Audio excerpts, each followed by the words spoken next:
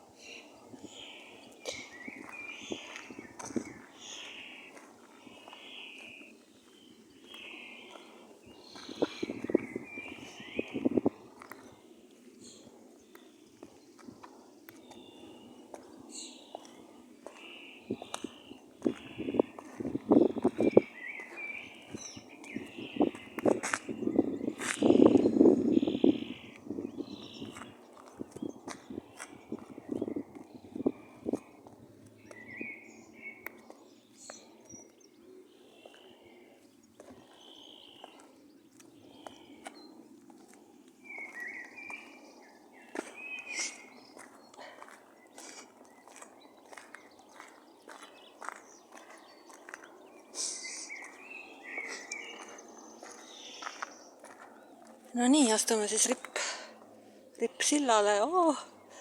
Ma ei tunne ennast mugavalt sellel sillal. Üldse ei tunne mugavalt, aga no mis teha.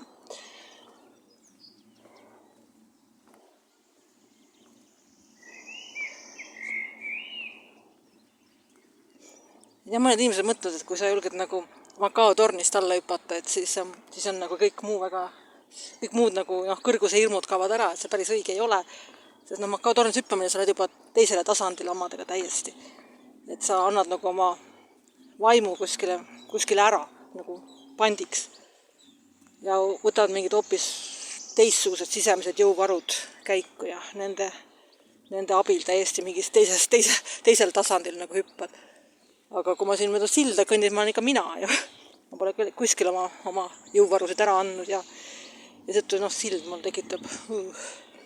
Ma teen nalja, et ma ei tee nalja, aga päriselt õige ka, et kui ma näiteks mingid laste mänguplatsil jõumäed paistavad mulle märgatavalt hirmuäratavamad kui see Macao torn. Ja seal on 233 meetri kõrguselt või alla söösta. Aga jah, sest kui ma olen lastel jõumäes, ma pean ise sealt jõumäest alla minema ja see on õudne. Aga kui ma olen seal tornis, siis ma nagu oma meele annan ära. Ja see on nagu selline vaimne või selline peaaegu religioosne kogemus. See on midagi muud.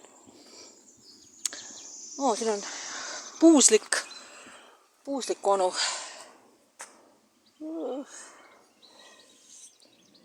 Et mis mu arvamus siis Viljandist on? Jah, et huvitav, et ma midagi nagu ei mäletanud sellest eriti. Et 80 on 80, viimati ikkagi Vene ajal käidud, siis esimene kohvik, kui ma sisse astusin, oli niimoodi, et 25% menüüst ei olnud mul üldse aru saada, mingid jaapanikeelsed sõnad.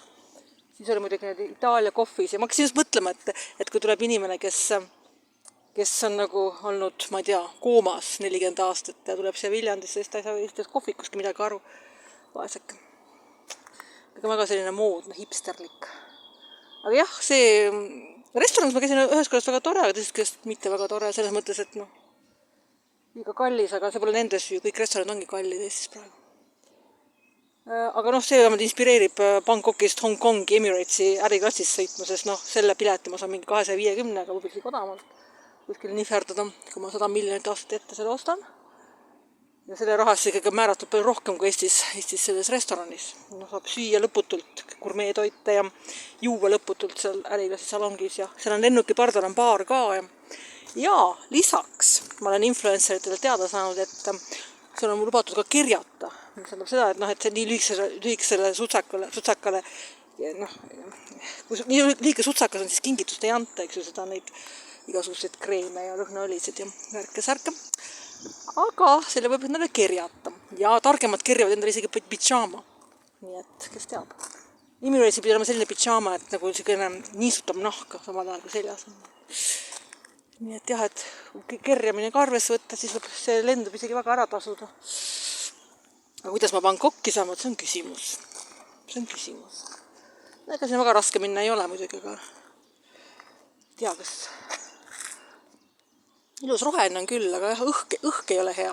Õhk on selline sisemaa õhk, mis tähendab seda, et